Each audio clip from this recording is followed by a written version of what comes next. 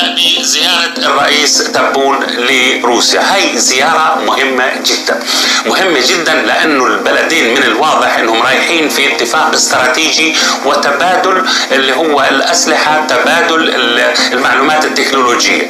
أنا عندي إحساس بأنه الجزائر الآن طبعا عائدة بقوة، عادت في إفريقيا وطردت إسرائيل من الانضمام للاتحاد الإفريقي، واستطاعت أنه تستقطب الدول العربية من خلال القمة اللي عملتها والمصالحة الفلسطينية. الآن في نقلة تسليحية ضخمة جدا وفي تعاون اقتصادي كبير جدا بين الجزائر وبين روسيا. الجزائر تعود لأيام الرئيس بومدين، هواري بومدين، يعني حقيقة يرجعوا للثوابت الجزائرية الأساسية. ففي نص البيان الختامي زي ما قلت على توقيع اللي هو اتفاق تعاون تجاري واستراتيجي في كل الجهات او في كل المواضيع، واهمها اللي زي ما قلت تبادل التكنولوجيا.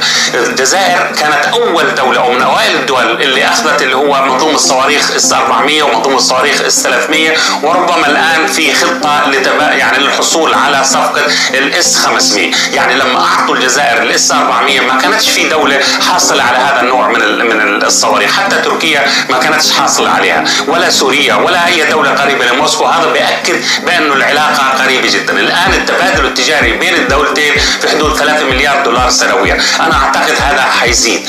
الأمر الآخر أنا لا أستبعد لما توقفت كثير عند كلمة التكنولوجيا، تبادل التكنولوجيا السياسية والعسكرية. طب إيش في تكنولوجيا الآن بدها إياها الجزائر؟ بدها التكنولوجيا النووية.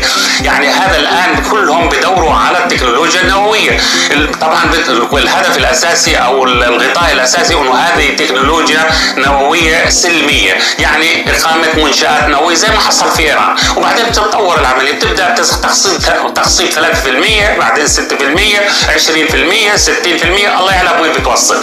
فبتكون بهالبداية العالم كله متجه للردع النووي بطريقة أو بأخرى. أنا لا أستبعد إنه يكون من التبادل التكنولوجي هو إنه دخول الجزائر اللي هي السباق النووي السلمي بين قوسين. فهذا مهم. الأمر الآخر إنه الرئيس فلاديمير بوتين رحب بعرض الجزائر القيام بوساطة في الحرب الأوكرانية. يعني هذا كانت ملفتة للنظر، وإنه نحن نثق بالجزائر وخبرة الجزائر، توسطت في الحرب بين العراق وبين إيران، توسطت للإفراج عن أسرى، يعني في يعني خلفية مهمة في هذا الإطار.